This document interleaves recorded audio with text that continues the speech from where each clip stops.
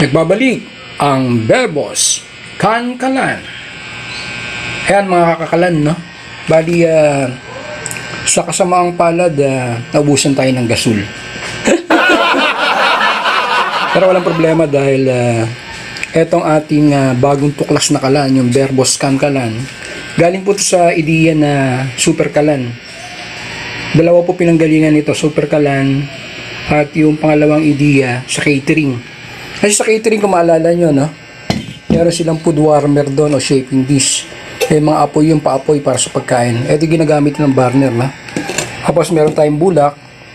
Lagay nyo rin sa loob. At mabuti may natira tayong denatured alcohol. Bubuhos natin mamaya dyan. Babalik natin dito. Kasi magluluto tayo ngayon ng pritong itlog. Meron pala tayong filter ng tubig para malinis yung nainom natin. So balik tayo mamaya pag napaapoy na natin to.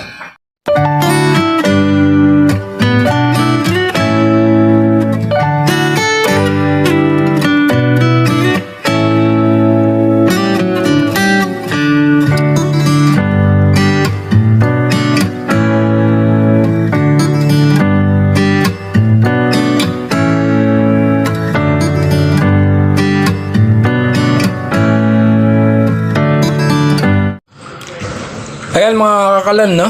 Bali, sinimulan na natin magpa-apoy. Layan natin itong kawali, no? Para makapagprito tayo ng sunny side egg.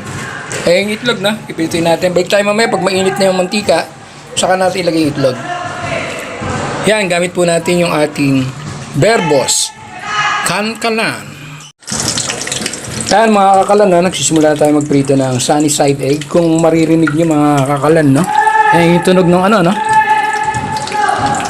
Narinig niyo ba yung tunog ng prito?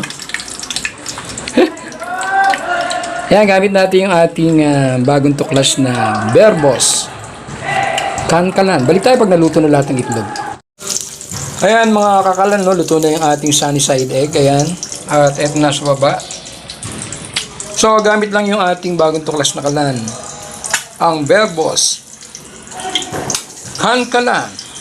Kaya mga kakalan, no, magagamit natin ito for emergency lang naman. Halimbawa, naubusan kayo ng, may apoy pa, mamaya papakulo tayong tubig dyan para hindi masayang. Pag naubusan kayo ng gasol, no. Susunod natin dito yung ating homemade lugaw. Kaya lang sa rice cooker natin siya lulutuin.